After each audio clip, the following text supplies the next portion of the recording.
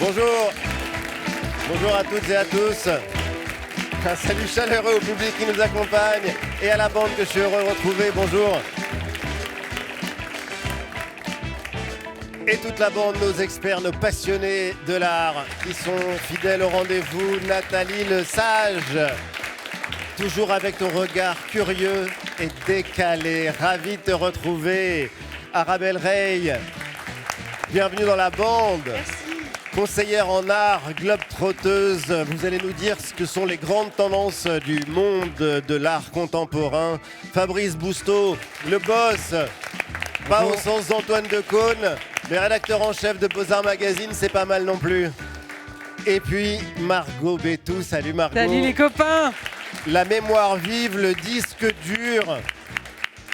Et évidemment au piano, Charlie Voudou. Salut Charlie. Hello. On va commencer cette émission avec un tour de table traditionnel, le mot du jour. On démarre avec toi, Nathalie. Volontiers. Alors, mon mot sera rebelle, Ali. J'ai beau m'appeler le sage, mais je peux être rebelle. Et ce sera également le trait de l'artiste que je vais vous présenter. C'est un mot, Nathalie. Oui, mais je décris mon mot. Je donne du détail. Ça commence bien. J'appelle ça faire un Fabrice. Je Fabrice. donne du détail. Alors moi, c'est deux mots à coller, c'est music art. Pas mal. Margot, Rock and roll. évidemment. Arabelle. Moi, j'ai un mot en 4 mots, route de la soie, parce que je vous emmène en Ouzbékistan. Ah, génial.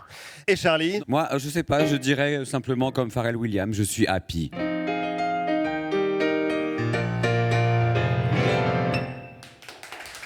Pas Happy.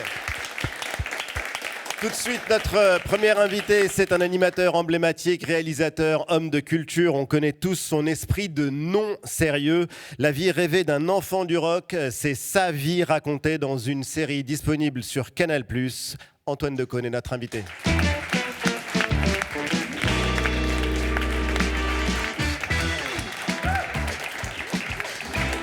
On se lève tous. Salut. Ça va, Ali? Bienvenue. Je ne comprends pas. Je présente la bande et le public. Oui, mais le public ne s'est pas levé, je comprends pas. Le public ne s'est pas levé, on va Ah tous oui. se lever pour Antoine Standing quand même. encore. Levez-vous tous. Debout. Eh oui, oui, voilà. évidemment. Ah, voilà. Bravo, on peut tout demander. Comme au César. C'est bon, on peut se rasseoir. Comme au César ou dans un concert, Truc spontané, cet quoi. univers que tu connais si bien. On va parler évidemment de toi, de ton rapport à l'art. Et on va d'ailleurs commencer par la première question traditionnelle. Antoine Decaune, qu'est-ce que l'art apporte à votre vie? Ouh, de la lumière. Voilà, en un mot. Quel type de lumière? Toutes les lumières possibles et imaginables. J'ai besoin tous les jours d'avoir ma journée éclairée par une forme d'art, quel qu'il soit. C'est quotidien. Oui. Et c'est un besoin qui est quasiment devenu une nécessité vitale? Oui, oui, absolument. C'est un besoin impérieux. Oui, Depuis toujours? Hein? Depuis toujours? Depuis assez longtemps, et j'envisage pas une journée sans avoir des images ou des sons ou des textes qui me touchent et me bouleversent. Donc Mais vous n'avez pas été le gamin que ses parents ou que ses maîtresses ou maîtres d'école traînaient de force pour aller dans les musées? Si, bien sûr, je me tapais les après-midi, le mercredi après-midi à la Comédie Française. Oui. Quand on nous faisait gober du Racine à l'âge de 13 ans. On était au deuxième balcon, on leur jetait des pièces, c'est malheureux pour faire rater Déjà, tout Oui, était oui, là. Bien sûr, puis on nous traînait dans les musées, évidemment. En fait, le problème, c'est que c'est toujours présenté comme un pinsomme. Oui. Il faut se taper des musées poussiéreux, rester 3 heures là-dedans, alors qu'un musée, il faut y aller voir 2 pièces, 3 pièces maximum. Donc oui, j'ai souffert de ça comme tout le monde, bien sûr. Vous avez souffert de ça et quand est-ce que ça a changé? Quand j'étais à la fin de l'adolescence. Mais j'avais des parents qui étaient assez éclairés. Un père Ouais. très mélomane et une mère qui adorait la peinture, qui adorait la comédie musicale, qui adorait le cinéma. Donc voilà, l'éveil s'est fait assez vite. Et votre dernière émotion artistique? Si je devais vous demander de citer un artiste ou une œuvre justement qui vous a frappé. C'est une exposition à Orsay en ce moment de John Sargent. Qui est vraiment un de mes peintres préférés au monde. Et cette exposition, alors j'en avais vu une autre à Londres il y a quelques années, avec le célèbre portrait de Lady Agnew, parce que c'était un portraitiste mondain, Oui. notamment. Et là, cette expo, elle retrace son séjour à Paris, la dizaine d'années qu'il a passé ici, à peindre à Paris des personnalités parisiennes. Mais il y a aussi des toiles qu'il avait fait en Italie juste avant de venir. On les voit C'est- défiler à l'écran. Bah ça, c'est le monsieur Pozzi, le professeur Pozzi, qui est le sujet d'un livre de Julian Barnes qui s'appelle L'homme en rouge, que je vous conseille vivement d'ailleurs, parce que ça raconte l'histoire de ce type qui était invraisemblable, qui était un gynécologue très en vogue à l'époque, Oui. à la belle époque. Et, enfin voilà, il faut courir voir cette expo. Mais qu'est-ce qui vous touche, par exemple, dans ce travail de John Singer Sargent? Alors moi j'aime bien les portraits déjà. Oui. J'aime bien la représentation de visages. Oui, j'aime les portraits. Mais là, je trouve comment je peux dire ça. J'aime beaucoup la peinture de Velázquez aussi, par exemple, les portraits de Velázquez. Je suis très sensible à cette espèce de... C'est à la fois une peinture très naturaliste, non ? Bien sûr. Très, très proche du réel, et en même temps, une interprétation du réel. Et c'est vrai que j'ai à c'est la fois assez le personnage et j'ai le point de vue sur le personnage. Et j'ai ce que dégage ce type. Enfin, tout me touche là-dedans. Et puis, il y a Sampé. Sampé Sampé, qui oui. vous accompagne. Alors, c'est dans un autre registre. Oui, oui. C'est peut-être pas les beaux-arts, mais c'est de l'art. Ah ben, c'est de l'art avec un grand A, Sampé. Oui. Oui. C'est un immense dessinateur et un immense moraliste aussi, parce qu'il ne faut jamais oublier les petites légendes dans les dessins Qui de Sampé. accompagne notamment Ouais, les y a- dessins y qui a- ont fait la gloire du mais New il y Yorker en a un pendant que des j'adore. années. Il y en a un que j'adore, c'est ces deux petits vieux qui se promènent comme ça sur un. Alors les petits vieux de Sampé, un peu dégarnis, ils sont avec un père. Ils se promènent comme ça sur fond de soleil couchant, Oui. les mains dans le dos. Il y en a un des deux qui dit à l'autre je ne sais pas combien de torgnoles j'aurais distribué dans ma vie. Pas mal. C'est tout Sampé. C'est tout Sampé. C'est tout ce que j'aime chez Sampé, ça. Et puis, il y a le petit Nicolas. Et le petit Nicolas, évidemment. Le petit Nicolas, c'est vous. Le petit Nicolas, c'est moi parce qu'en fait, j'ai l'âge du petit Nicolas. Alors, il a mieux vieilli que moi, je le concède. Mais j'ai grandi avec le petit Nicolas et les aventures du petit Nicolas, en fait, c'était ma vie. J'ai l'impression, Vraiment. en lisant le petit Nicolas, c'était toute la typologie des personnages, des copains de Nicolas dans sa classe, bah, c'était mes copains. Le gros. Agnan, Eudes. Ouais. Alceste, Geoffroy, avec jusqu'au surveillant général, Monsieur Bouillon. Surnommé Monsieur Bouillon parce qu'il avait des yeux. Mais ce qui est génial avec Sampé, c'est, regardez, c'est quand même extrêmement simple. C'est quelques traits. Ah, c'est une épure totale, Sampé. C'est une épure totale. Ouais, c'est une épure totale. Et ce petit personnage, il est gravé dans notre mémoire collective Absolument. à ouais. jamais. Ouais, à jamais. Ouais. Et alors, il y a en ce moment une petite expo Sampé qui est à la galerie Martine Gossiot à Paris, rue de l'Université. Il faut courir voir ça parce qu'il y a des sérigraphies et des lithos qu'on n'avait pas encore vus et qui sont exposés en ce moment. Merci du conseil. Antoine, chaque semaine, la bande de la Grande Galerie francophone nous révèle sa dernière claque artistique. Je vais me lever moi aussi, maître. L'expression prendre sa Bienvenue Non, mais et c'est merci de nous un accompagner. Voici la claque de la semaine.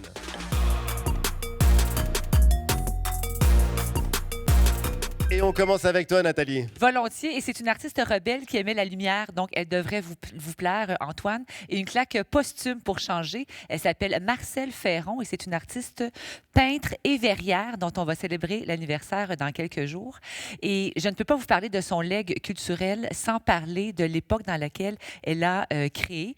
On était au Québec dans les années 40, ça s'appelle la Grande Noirceur, parce que les libertés individuelles et créatives étaient étouffées par un carcan et religieux Comment il et s'appelait politique. le Premier ministre? Maurice Duplessis. Voilà, Donc, une Duplessis.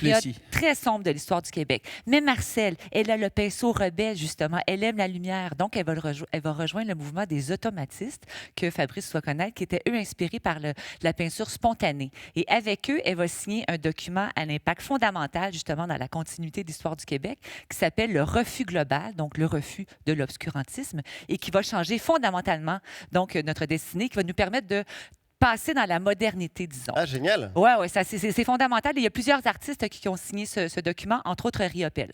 Et notre Marcelle, justement, sa vie, elle est comme son œuvre. Son œuvre, elle est libre. Elle a envie de voyager, donc elle va venir à Paris, elle va travailler, elle va exposer, elle va créer. Elle va aussi énormément influencer la carrière des femmes et elle va aussi influencer l'accès à l'art public, notamment avec cette verrière magistrale qu'on va voir à l'instant, qui se situe dans la station de métro Champ-de-Mars, qui a été inaugurée en 1968. Et cette magnifique verrière et station de métro va bientôt porter le nom Marcelle Ferron. Donc, je trouve que l'expression faire exploser les plafonds de verre, Marcelle, elle a compris. Merci, Nathalie. Ça fait plaisir. Vous connaissez bien le Québec. Toujours.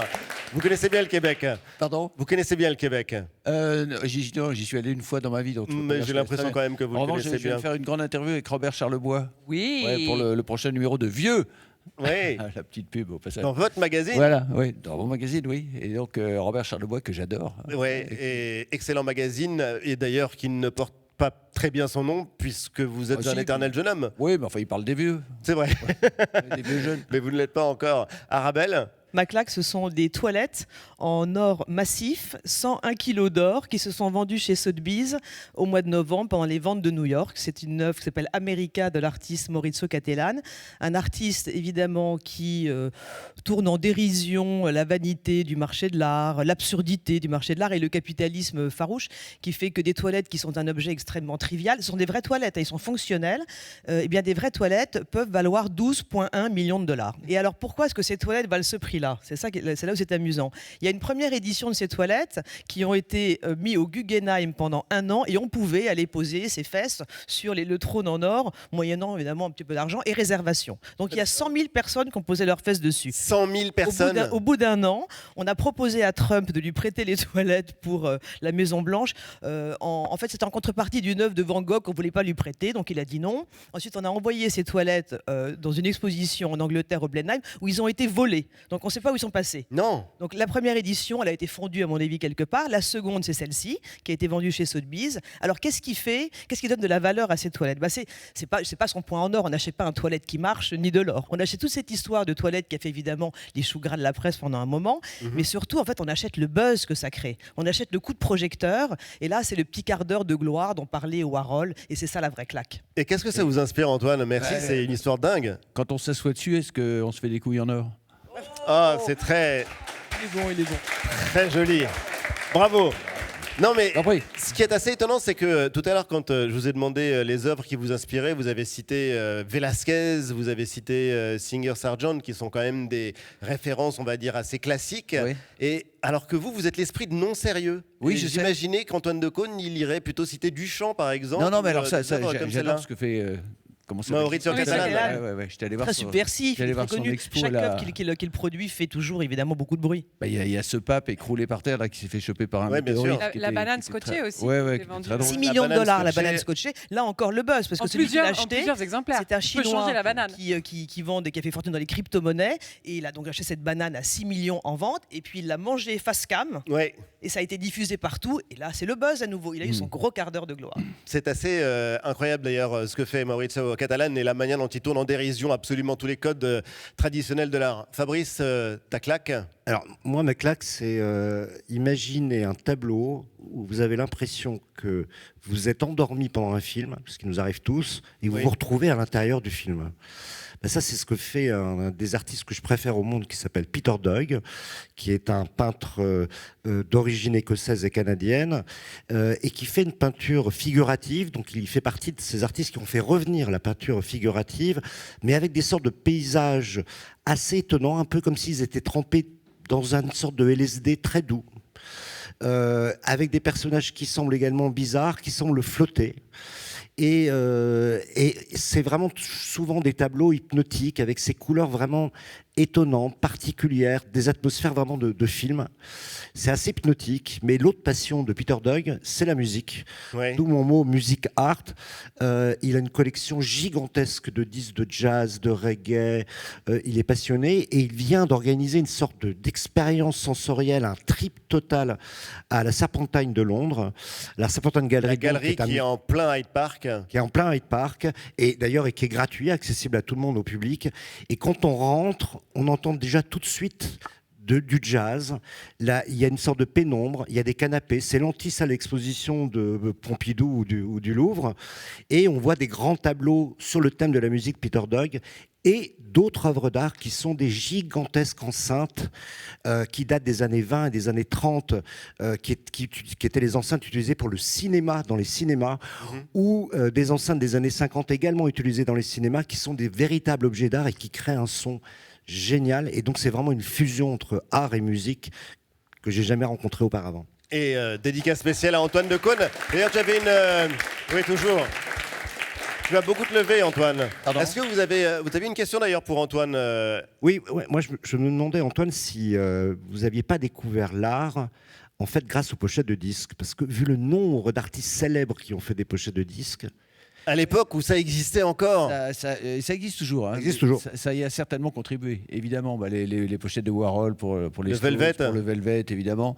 Et aujourd'hui encore, moi j'ai la chance d'avoir dans ma famille un artiste anglais qui s'appelle Jamie Hewlett, qui est celui qui crée les images pour Gorillaz. Oui, qui Ouais. est un groupe mythique, génial, Absolument qui dément. utilise le dessin animé Ouais. pour ses clips. Voilà, bon, Jamie, c'est lui qui dessine tout ça, qui fait des dessins animés, qui fait des pochettes, toute l'illustration autour, et que je trouve absolument prodigieux. Ah bah c'est et vraiment vous avez très une génie. collection justement de disques, de pochettes d'artistes qui vous ont marqué. Alors une collection non, parce que je suis pas collectionneur, mais oui, j'en ai quelques-unes. Mais j'adore par exemple la pochette de Sgt Pepper des Beatles, ce collage. Avec ces centaines de extraordinaire, personnages ouais. complètement Ah, mais ça, on peut géniaux, faire tous une habillés émission. différemment. On peut faire une émission Margot complète. Moi, ma claque, du coup, Ali, c'est Samir Douas, un jeune street artiste de Tanger. Un Marocain, oui. Voilà. Habitant de Tanger ou habitant d'Instagram comme moi, vous n'avez pas pu le louper. Lui, son truc, c'est les compteurs électriques. Donc voilà, il s'en empare, comme ils sont assez visibles dans les rues de Tanger, ces petits compteurs, il s'en empare pour en faire toute une galaxie de personnages colorés, hein, des antennes, des circuits, des ampoules, enfin bref, une vraie petite obsession pour l'électricité. Ça lui vient d'un accident qu'il a eu assez jeune. Il a été électrocuté, hein, donc ça l'a rendu malade pendant 4 ans, mais du coup, pour se réconcilier un peu avec la vie, il a récupéré ces fameux objets pour voilà, se réconcilier avec cette énergie qui nous donne beaucoup, mais qui nous joue des tours de temps en temps. Et ce qui est assez formidable, c'est que c'est vrai qu'il fait vivre les rues et les murs blancs de la vieille ville de Tanger de manière absolument extraordinaire. Ouais, c'est même les cafés maintenant qui l'appellent en disant viens repeindre notre compteur, les habitants de Tanger. Donc voilà, je trouve qu'il y a une tendresse dans sa façon d'aborder la vie. Et puis voilà, on l'attend pour repeindre les compteurs de la Grande Galerie. Eh ben, il est le bienvenu. Charlie, Oui. un mot, une note? On parlait tout à l'heure de Gorillaz et des dessins animés en clip. Moi, c'est un artiste qui s'appelle Victor Hegelin. Voilà. Et sa particularité, c'est de faire du stop motion. Stop motion, c'est décomposer l'image, image par image. Un peu comme quand on était petit à l'école, qu'on faisait un point, puis un point, une page derrière, et le point bougeait. Et il a notamment été démarqué parce qu'il a remporté le victoire de la création audiovisuelle pour le clip Quête de Orelsan. Donc, il travaillait avec le street art, le collage, la pâte à modeler, tout, la photo. Dans la rue, toujours Dans la le rue, street notamment. art. Ouais, non. Mais en même temps, ça vous muscle et ça vous maintient dans une forme absolument olympique, malgré votre âge très très avancé. Mais Plus vous qu'avancé, êtes- plus Oui, qu'avancé. plus qu'avancé. Le street art, c'est quelque chose qui vous touche. Ouais, j'aime Et beaucoup ça. alors, vous avez rencontré l'artiste sûrement le plus mystérieux de street art au monde, Ouais. Banksy. Banksy, oui. Tout le monde connaît ces graphes, ces tableaux peints à travers le monde, souvent d'ailleurs politiques, souvent engagés et Très, poétiques. Très engagé. Ouais. Et donc, vous le connaissez. Je le connais, j'ai discuté avec lui. Comment s'est passé cette Alors, ça rencontre? s'est passé dans les coulisses d'un concert à Londres. Un copain d'un copain, il ne faut pas vous dire les noms, Non. le connaissait, m'a dit, voilà. Et je suis allé discuter avec lui, mais je n'avais pas le droit de lui dire que je savais que c'était lui. Donc c'était extrêmement étrange, j'avais l'impression de parler avec un espion. Et on a papoté comme ça, le mec est absolument charmant. Et Et il a réussi à garder l'anonymat depuis des Ah ouais, décennies ouais, maintenant. ouais. Et ce qui est impressionnant, c'est qu'il y a même des gens qui découpent des morceaux de murs dans les rues pour avoir mais un Banksy. D'abord, il est resté dans l'anonymat parce qu'il avait des comptes à rendre à la police qui lui courait après pour dégradation de biens publics, enfin, ce genre de choses. Et puis voilà, c'est devenu. Maintenant, il y est très bien. Mais c'est génial parce Il y a- que c'est vrai que c'est la culture du graffiti qui devient de l'art. Mais vous avez du coup parlé d'art avec lui ou Oui, enfin, j'ai pas parlé de Banksy. Oui, de tout sauf de ça, de Velasquez. Il n'y a que 2 artistes de street art qui restent anonymes, c'est Banksy, c'est Invender, Ouais. qui se trimballe toujours dans ses expos avec un masque, ou donc personne Il ne fait connaît des son visage petits sauf quelques... extraterrestres en carrelage qu'on peut voir dans les rues des plus grandes capitales de la planète. Il y a des gens qui s'en Exactement, il y en a un troisième. Invader, il est génial. Ouais. Et il y en a un troisième bizarrement qui est très connu, c'est JR, parce que quand JR enlève son chapeau et ses lunettes, Le photographe JR, plus personne ne le reconnaît. Eh ben, il est là. Et voilà. Allez, Badou. Merci.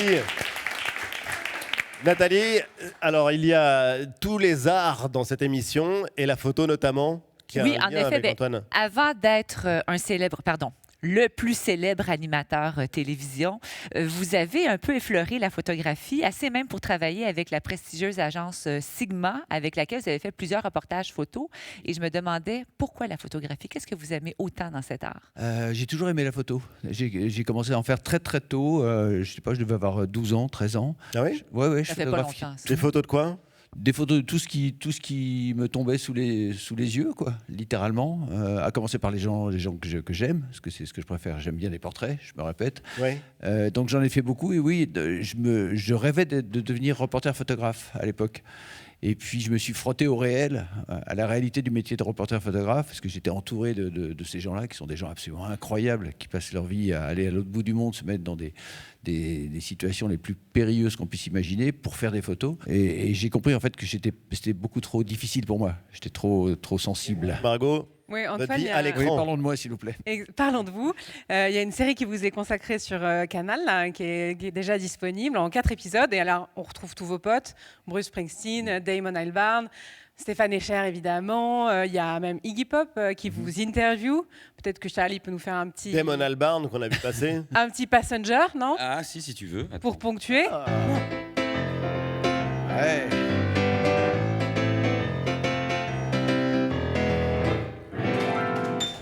Merci Charlie. Et donc tous vos potes, ils sont d'accord sur un point, en tout cas, c'est votre absence d'esprit de sérieux, cette ironie, cette excentricité à l'anglaise, qui fait que vous aimez d'ailleurs autant l'Angleterre. On entend aussi Jean-Paul Gaultier dans le doc, on va l'écouter, il parle de votre côté rebelle. Peut-être qu'il se ressortait beaucoup, c'est le fait que les sujets étaient drôles et nous amusaient beaucoup. Et puis en plus, le lien avec Antoine était tout euphorisant. Lui aussi avait apporté un souffle un petit peu différent. Une autre vue qui était un petit peu plus rebelle, même si c'est un rebelle souriant, pas agressif et tout, mais quand même rebelle. Et je crois que c'est ça, en fin de compte, la créativité. Il y a besoin d'être dans l'époque, mais en même temps d'avoir envie de la dépoussiérer. Magnifique compliment. Oui, là pour le coup, c'est nous qui allons nous lever parce que c'est quand même un sacré compliment. Ah, c'est moi qui me lève. Merci. Aussi. Et un peu plus loin, il y a votre ami Laurent Chalumeau, donc, qui parle de Springsteen, qui est votre Joconde, on peut le dire. Mais il dit, Antoine, il aurait forcément besoin, même si c'est sa Joconde, de lui dessiner une moustache au marqueur. Et quel conseil vous nous donneriez pour combattre cet horrible premier degré qui, je trouve, caractérise un peu trop notre époque aujourd'hui? Oh là là, c'est déjà refuser totalement l'esprit de sérieux. Vous voyez, vous parlez d'art, vous en parlez simplement, avec des mots de tous les jours. Tout le monde comprend ce que vous êtes en train de raconter, alors que vous pourriez aussi bien jargonner, vous êtes dans des postures d'amateurs d'art, etc., comme on aime le théâtre. Vous voyez, dès qu'on rajoute des A partout, c'est grave. Donc surtout, se méfier de ça, de cet esprit de sérieux terrible. Tout de suite, Alex Vizorek va nous parler d'un autre peintre qui vient, tiens, Du Canada! et du Québec même. Le Musée des Beaux-Arts de Montréal lui consacre en ce moment même une grande exposition. C'est Kent Monkman. Qui est-il? Voici le viseur expert, Alex Vizorek. Et aujourd'hui, Kent Monkman aux Beaux-Arts de Montréal. Dans ses œuvres, Kent Monkman aborde la colonisation, l'identité des peuples autochtones et queer, la sexualité, la résilience. C'est pas une expo pour Donald Trump. Voyons quelques œuvres. Ici, un personnage qui revient très souvent dans les tableaux de Monkman, son double gender fluide, Mischief Eagle Testicle. Ici, avec un aigle, histoire d'illustrer ses nombreuses prises de bec avec les conservateurs. Ou ici, à 4 pattes, avec des animaux sauvages. Et on comprend pourquoi Disney a préféré ne parler que de l'enfance de Mowgli dans le livre de la jungle. Parce qu'une fois adolescent, c'est bien lâché, Mowgli. Miaou. Ici, un tableau complètement fou où son personnage Toré, un animal étrange avec une voiture qui brûle derrière. On ne sait pas si on est dans le Marais, aux arènes de Nîmes ou dans les quartiers nord de Marseille. Parmi les thèmes qui passionnent Monkman, il y a la fessée. Ici, on voit une réinterprétation contemporaine de la relation complexe entre les cow-boys et les Indiens. Et terminons par un tableau beaucoup plus tendre, avec ces sourires de bambins qui cachent une vraie souffrance de l'enfance. Le jour où ta mère décide de te couper elle-même les cheveux. Ne faites pas ça. Allez, on va voir Kent Monkman à Montréal. Je reviendrai à Montréal. Merci Alex Vizorek. Nathalie, dans l'émission, tu as une mission qui est de nous permettre non seulement d'apprendre des choses, mais aussi, et c'est important, de pouvoir briller dans les dîners auprès de notre famille ou de les dîners en ville. Comme on dit au Québec, tu vas nous mettre Du nouveau dans le coco. Jingle.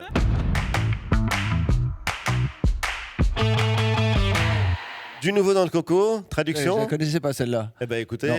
Nathalie. Alors, un coco, c'est la tête. Ouais. OK, D'accord. donc vous pourrez glisser ça en société. Que celui ou celle qui n'a jamais tenté le plateau animal, voire même l'assiette chef-d'œuvre, ou peut-être le bouquet de radis me jette la première patate. Alors que je faisais une omelette en forme de cœur pour mon chéri, je suis comme ça, et ça a été un échec monumental, je me suis posé la question, elle vient d'où cette fascination de mettre notre nourriture en scène? Sache, jeunesse, dans la salle, que non, ça n'a pas été inventé avec les réseaux sociaux. Ah non. Ça date. Et en fait, ça s'est apparu dans plusieurs époques de notre histoire. D'abord à l'Antiquité, de la Rome à la Grèce. Rappelez-vous d'ailleurs le célèbre et controversé Dionysos bleu, en la personne de Philippe Catherine, à la cérémonie d'ouverture des JO. Donc, inspiré de ces tables abondantes dans la Grèce. Controversé par les chafouins, parce que nous, on l'a trouvé On l'a formidable. adoré. Ensuite, jusqu'à la Renaissance, avec le génie surréaliste de Fabrice. Archimboldo. Voilà, avec Bravo. Archibald, donc, qui est un peintre qui était capable de nous tirer le portrait et faire des listes de courses avec justement des compositions qui reprenaient des éléments de la nature, jusqu'à au post-impressionniste avec les célèbres pommes de Cézanne. Mais moi, ma période préférée, c'est le grand n'importe quoi de la période dite moderne. Donc, le 20e siècle, avec entre autres le jelly art. C'est kitsch à mort. C'est inspiré donc des années 50. Il y a aussi eu, bien sûr, les repas monochromes de Sophie Calle, dont on se rappelle qu'il avait énormément c'est fait vrai. parler. Et aujourd'hui, on en est où? À l'ère 4.0, on est dans l'ère pixelisée, un peu comme avec l'artiste Yuni Yoshida. Regardez ce qu'elle fait, c'est super beau. Non, mais c'est assez incroyable, avec les pixels qui apparaissent. Exactement. Donc, Comme elle un a Space Invader qui avalerait absolument tout. Elle a repixelisé donc les aliments, mais le vrai créateur du food art ou le eat art, ça apparaît dans les années 1960 et c'est un artiste plasticien qui s'appelle Daniel Spoeri. Et vous savez ce qu'il faisait? En fait, après ses dîners, OK, tous les repas, tous les restes du repas, il les figeait. Et c'est devenu donc le food art à tenter à la maison ou pas. Donc il y a les beaux-arts, il y a le street art et il y a le food art. Et surtout, c'est que les restaurants en ce moment deviennent des restaurants de performance. Moi, j'étais à Londres il y a 10 jours. Je suis arrivé dans un restaurant où tout était noir et on entendait des bruits de grenouilles. La lumière s'est soudainement allumée d'un coup. J'ai vu des grenouilles sauter partout. Ça coupe l'appétit ou pas? Les grenouilles. Les Anglais pour Vous faire êtes sûr ça. que c'était un restaurant? C'était un restaurant. C'est ça. Et les grenouilles sont parties. Et 10 minutes plus tard, un DJ est arrivé poussé sur une chaise, faisant des sons avec des grenouilles, de la musique électronique, et on nous a servi des grenouilles grillées en brochette. Bravo. Ça donne envie. Je ne sais pas. Ça vous a ouvert l'appétit? Ça se tente, ouais, je suis pas très grenouille, mais c'est Non, comme mais ça vous que les ne vous Anglais êtes nous pas voient. levé pour la première fois depuis l'émission. Donc, Et vous avez contribué à ce que les Anglais voient autrement les Français, je pense. Ah oui, qu'ils apprennent à les aimer. Un petit peu Oui, changer un leur petit peu regard. plus Ouais. que par le passé. Antoine, on va vous présenter dans un instant une jeune artiste impressionnante. Elle est franco-chinoise, Marguerite Lee Garrigue. Elle va venir nous rejoindre. Mais d'abord, comme chaque semaine, l'actualité de l'art de la semaine, c'est la Petite Galerie et c'est signé Karim Rarbage. Des grosses touches, de la broderie et du miniaturisme. Des fois, je me prends la tête pendant des heures à faire des micro-détails. Petit récap de ce que l'art a fait de plus fou cette semaine, c'est la Petite Galerie. Et on commence avec une bonne grosse dinguerie. Aujourd'hui, focus sur James Cook, un artiste britannique qui crée des œuvres d'art très stylées avec un matos qu'on pensait définitivement rangé au grenier. Une machine à écrire. Yes, c'est complètement fou. James, il sait exactement quoi taper et où taper pour créer tous ces détails. De loin, on voit un portrait, un monument ou un paysage, alors que de près, c'est que des A, des points d'interrogation, des esperluettes, bref, assez de caractères spéciaux pour créer un mot de passe inviolable. Tout est dactylographié sans la moindre retouche manuelle ou numérique. Et le résultat, ce sont donc ces œuvres uniques, créées avec un gros clavier mécanique, un ruban d'encre et des tympans en vracos. Alors James, il a plusieurs techniques. Déjà, il tape plus ou moins fort sur ses touches pour créer du contraste et il repasse sa feuille plusieurs fois dans la machine pour d'abord faire les contours, puis les ombres et le remplissage. Malin. Et pour la petite galerie, il explique ses galères. On m'accuse régulièrement de fabriquer mes œuvres avec une intelligence artificielle, genre « Non, c'est pas réel, non, t'as pas pu faire ça ». Alors que moi, en fait, je suis vraiment fier de créer quelque chose sans l'aide d'un ordinateur. On le soutient évidemment. Bravo James. Et on continue avec une petite incruste dans un petit atelier. Salut, c'est Nicolas Pierre, je suis artiste plasticien et on est ici dans mon atelier à Saint-Ouen. Yes, Nicolas, il est maquettiste, il reproduit des ambiances parisiennes à petite échelle et ce qu'il fait, c'est tout bonnement zinzin.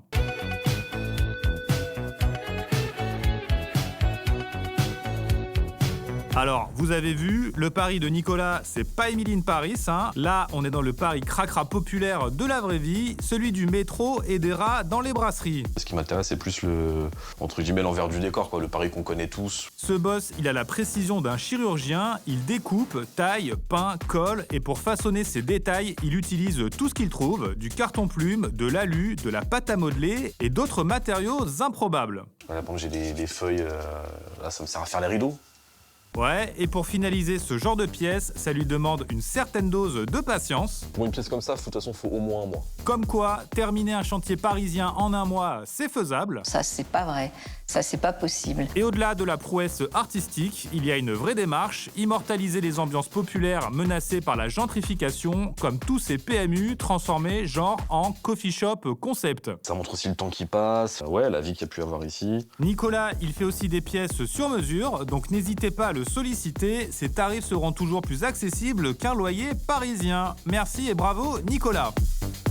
Et on termine avec un fololo hyper poétique. Cette semaine, on suit le compte de Cécile Davidovici, une artiste française qui fait passer l'art de la broderie à un autre niveau.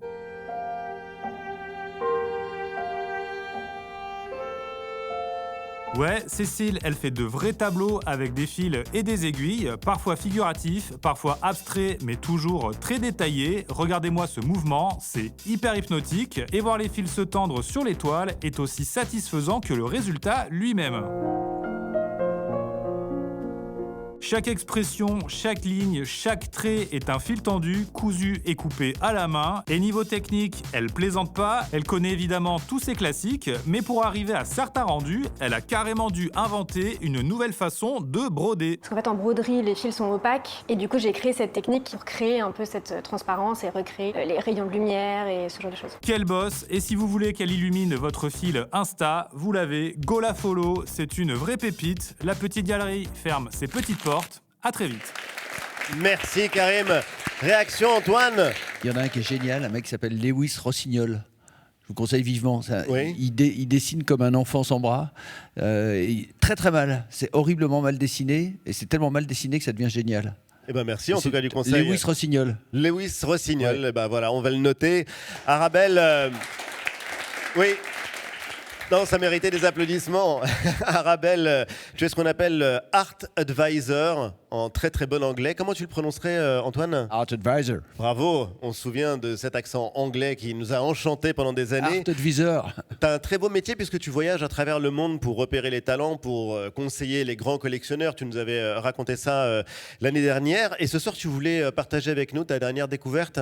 Alors là, je rentre d'Ouzbékistan, précisément de Boukhara, qui était un carrefour pendant 2000 ans de la route de la soie, une ville extrêmement vivante où s'échangeaient pendant toutes ces années des marchandises, des idées, des savoir-faire. Et aujourd'hui, elle accueille la première biennale d'art contemporain d'Asie centrale dans son cœur, c'est-à-dire l'ancienne ville de Boukhara qui est classée au patrimoine de l'UNESCO, qui vient d'être restaurée pour l'occasion, a vu donc cette magnifique biennale. Vous voyez les images.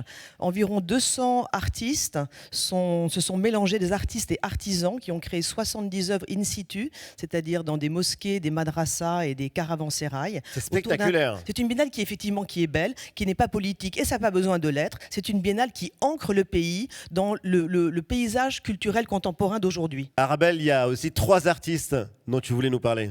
Oui, il y en a 3 qui ont retenu mon attention. Il y a d'abord Oyjun Khairouyaeva, qui est une artiste qui fait du collage digital au départ et qui, pour rester dans le thème de cette biennale, qui s'est servi de la mosaïque en céramique pour créer des œuvres qu'elle a disséminées dans toute la ville. Ce sont ses organes. C'est elle qui a fait ses poumons? On voit ses poumons. Elle a disséminé dans la ville 7 parties de son corps qu'elle a soignées. Alors évidemment, il y a un clin d'œil à Avicenne, ce grand médecin, et un clin d'œil également à la petite histoire, c'est-à-dire que dans ces pays-là, on soigne énormément les maux par les plantes médicinales. Et sa grand-mère, quand elle était en dépression, lui donnait un tas de décoctions. Donc elle honore la petite histoire, la grande histoire, son histoire personnelle et en même temps le savoir-faire de la mosaïque dans la céramique. Un bijou. Deuxième artiste? Deuxième artiste, Kadim Ali, qui est d'origine afghane et pakistanaise, originaire d'une minorité, les Hazaras, qui est très persécutée. Et en Afghanistan, oui. En Afghanistan. Et lui, il convoque, alors évidemment, il n'y vit plus, et lui, il convoque dans cette énorme tapisserie le simurgh, qui est cet animal mythique, cet oiseau mythique que l'on trouve dans toute la mythologie persane, notamment le livre des rois, et dans toute l'Asie centrale, d'ailleurs, qui est un oiseau qui a vu 3 fois le monde se déconstruire et se reconstruire, et qui est un oiseau qui soigne, qui est capable d'abriter des populations pour les mettre à l'abri. Et c'est un peu le message de cet artiste, donc Hazara, qui met en fait, qui érige le simurgh en animal de protection pour sa culture et pour sa population. Et alors, troisième artiste?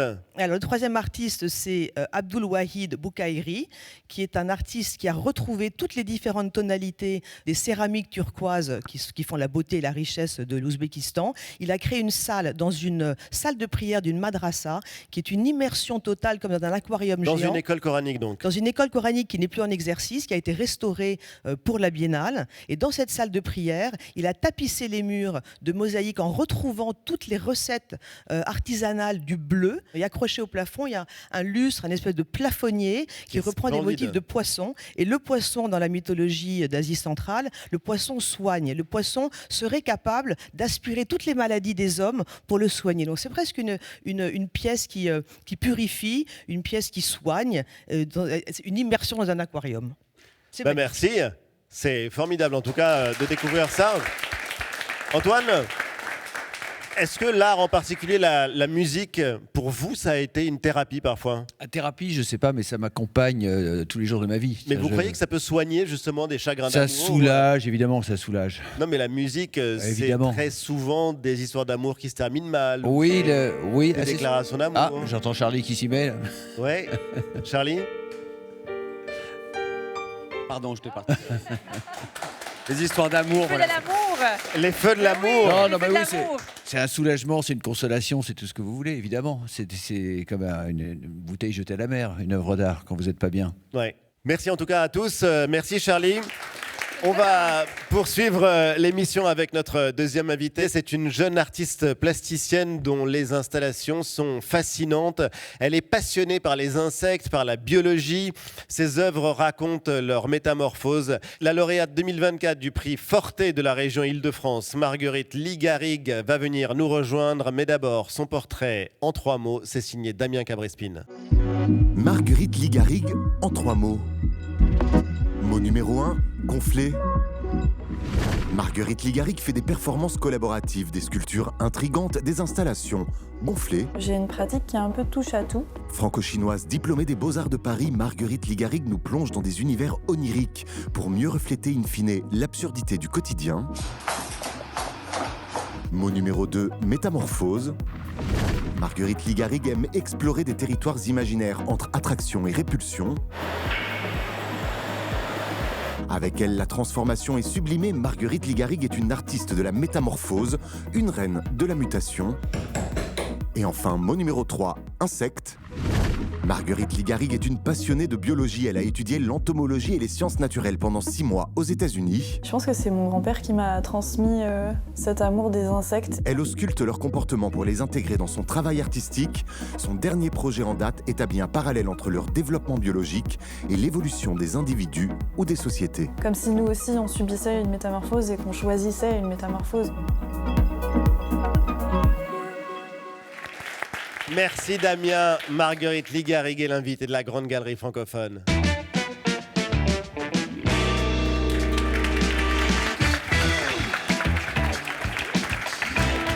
Bonjour et bienvenue. Je vous présente Antoine Decaune. Bonjour. Et tout toute la bande ainsi que le public. Merci d'être avec nous aujourd'hui. Gonflé, métamorphose et insectes, ça vous ressemble ? Je pense, oui, c'est assez bien trouvé parce que gonfler, c'est un petit peu ma dernière obsession, mais ouais, le gonflable, c'est quelque chose qui me plaît parce qu'on sent qu'il y a quelque chose qui se passe à l'intérieur, qui a un petit peu une magie secrète, une magie intime. Et on va voir quelques-unes de vos œuvres d'ailleurs qui sont des sortes de poupées gonflées ou gonflables géantes. Qu'est-ce que vous avez sur la tête, sans indiscrétion ? C'est ma petite plante à idées, c'est-à-dire que ça germe quand il y a des idées. Vous devriez en sortir un également, ouais, Antoine. Alors Marguerite Lee-Garrigues, je le disais, vous êtes passionnée depuis toujours par les insectes, par la biologie. Vous avez même étudié de très près l'entomologie aux États-Unis, après un passage aux Beaux-Arts à Paris. Qu'est-ce qui vous fascine autant dans le monde, dans ce petit peuple microcosmos, le peuple des insectes ? C'est marrant que tu dises ça. J'avais ça dans la tête. Qui est la musique du film Génial. Oui. Microcosmos. Qui est repassé il n'y a pas longtemps à la Philharmonie d'ailleurs. Tout à fait. Ouais. Merci Charlie. Microcosmos, qui était un film génial, et donc vous disiez. Oui, Marguerite, c'est un film que je connais depuis que je suis toute petite. C'est presque l'un des premiers amours dans le film, mais je l'ai vu quand j'avais 6-7 ans. Et comme je disais aussi dans le petit interview, c'est mon grand-père aussi qui m'a transmis cette passion des insectes. Oui, d'ailleurs, vous avez apporté votre livre de chevet, et oui. c'est un livre assez dément. C'est un livre en japonais, je ne comprends absolument pas le japonais, mais... vous êtes d'origine chinoise, ce qui est normal, mais oui. nous non plus, mais qui concerne les papillons, les chenilles et les larves. C'est un livre exclusivement dédié aux chenilles de papillons. Chenilles et papillons, Fabrice va vous donner un coup de main pour montrer... à quoi ressemble le livre et les pages qui sont à l'intérieur. Et ce qui me fascine en ce moment, c'est vraiment toute cette potentialité qu'il y a dans la larve. Et aussi, tout ce qu'on entend quand on entend larve, c'est immobilisme, lenteur, bouillonnement intérieur. Ouais. Et c'est ce que j'essaye en ce moment de retranscrire dans ma pièce gonflable que vous avez vue là à l'écran, qui sera montrée. Et donc, c'est la transposition en art de ce que vous observez en biologiste ou à travers l'entomologie. Vous avez apporté également une œuvre d'art, une de vos créations qui est exposée sur la table. Est-ce que vous pouvez nous la décrire ou nous la raconter, parce qu'elle raconte une histoire ? Oui, c'est une œuvre composite que j'ai faite avec plein d'artisans. Donc il y a une idée de collaboration aussi dans cette œuvre-là, mais c'est un œuf. C'est mon œuf, mes œufs, oui. Que j'ai fait faire avec un artiste verrier qui travaille excellemment bien dans le Grand Est. Et il est posé sur un socle en bronze que j'ai fabriqué avec une technique ancestrale de bronzier burkinabé au crottin de cheval. Donc c'est vraiment moi de toute façon ce que j'aime dans la pratique de la sculpture, c'est aussi la barbouille, la patouille et mais d'avoir là, ça un représente objet. un insecte, on voit des ailes. C'est un insecte un petit peu hybride qui transporte son œuf comme ça et qui va l'amener quelque part vers autre chose pour l'éclosion. On ne sait pas, il y a une part de mystère. Nathalie ? Je pense qu'il y a un quatrième mot qu'il aurait fallu qu'on colle dans le descriptif, c'est pluritalentueuse. Et moi, ça me sidère qu'il y a du mal à découper un trait droit parce que vous sculptez, vous travaillez les structures gonflables, vous vous êtes mis également au verre soufflé, si je ne me trompe pas, avec des artisans. Et là, on voit que vous faites du bronze. On voit une menthe religieuse géante et géniale qui fait penser quasiment à du Louise Bourgeois, d'ailleurs. Oui. Mais comment vous choisissez, justement, le type d'art, de création que vous allez utiliser, choisir soit le verre soufflé ou choisir la sculpture?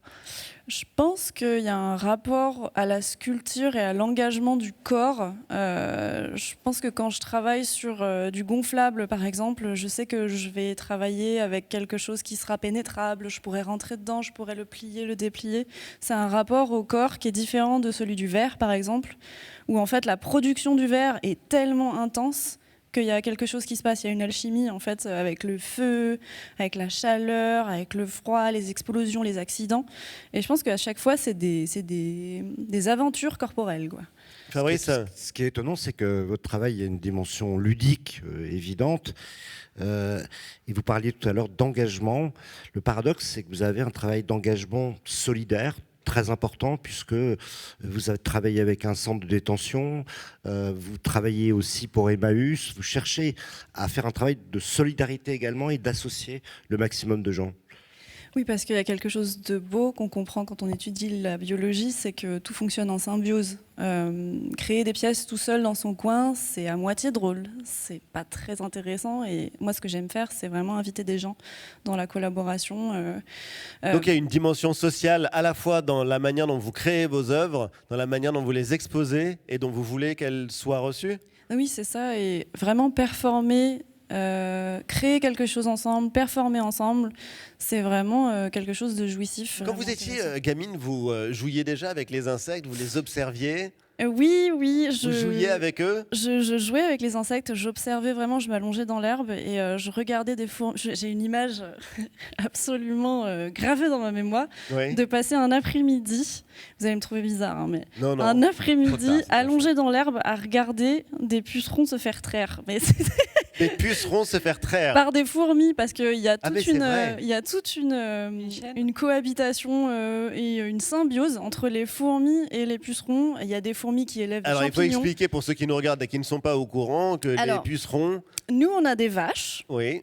Dont on profite depuis qu'on connaît l'agriculture et l'élevage. Et les fourmis ont la même chose avec des pucerons.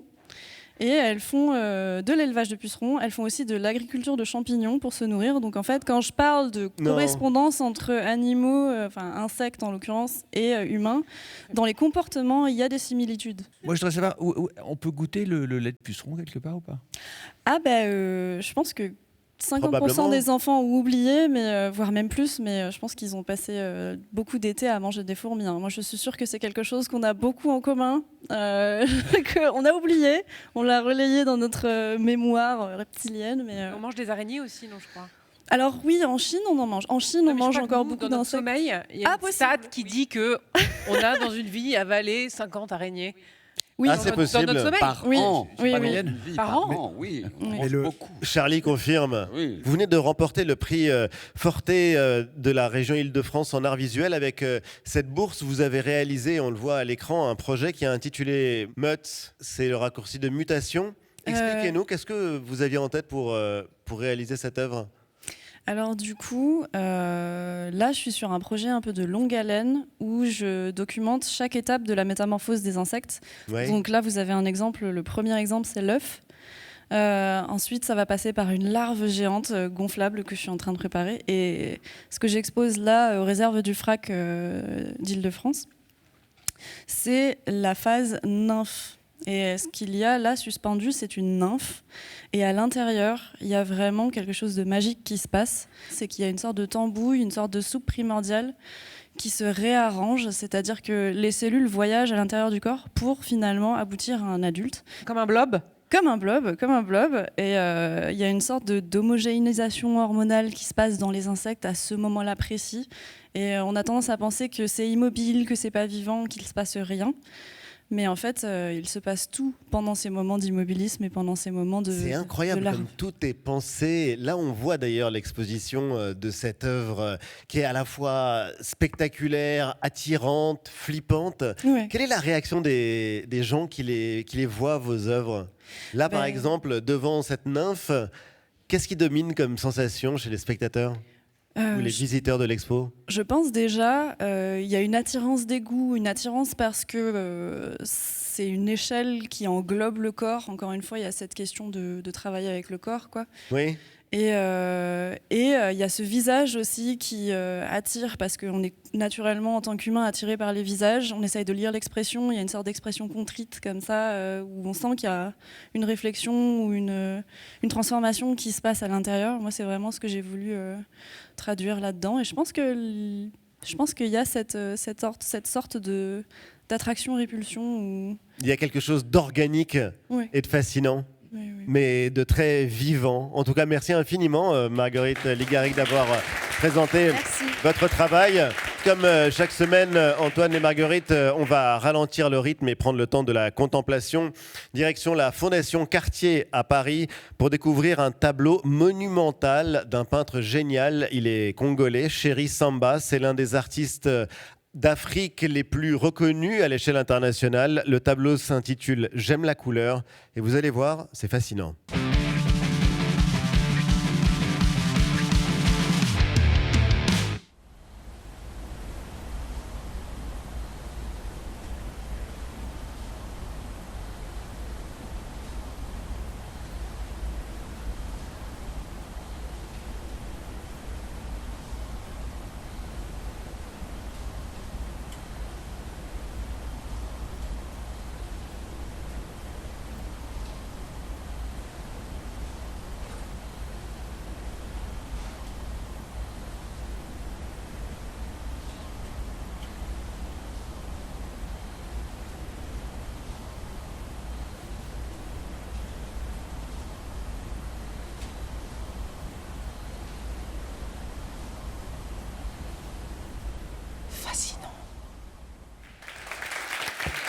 J'aime la couleur de Chéri Samba est à la Fondation Cartier à Paris. Ça vous a fait penser à Dali, à Salvador Dali. Certaines toiles de Dali avec les personnages découpés comme ça en lamelles. Merci infiniment Antoine Decaune d'avoir été l'invité de la Grande Galerie francophone. La série qui vous est consacrée, La vie rêvée d'un enfant du rock, est disponible évidemment sur Canal+. Merci Marguerite Ligaric, merci infiniment de nous avoir présenté votre travail. Merci à Arabelle sur les Quand vous voulez. Et quant à nous, on se retrouve en replay sur l'application TV5 Monde Plus et quand vous voulez sur les réseaux sociaux. On va se dire au revoir en musique avec toi Charlie. Ouais.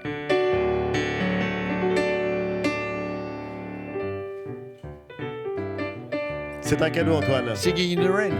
Oui, fantastique. Singing in the Rain. Oui. Magnifique.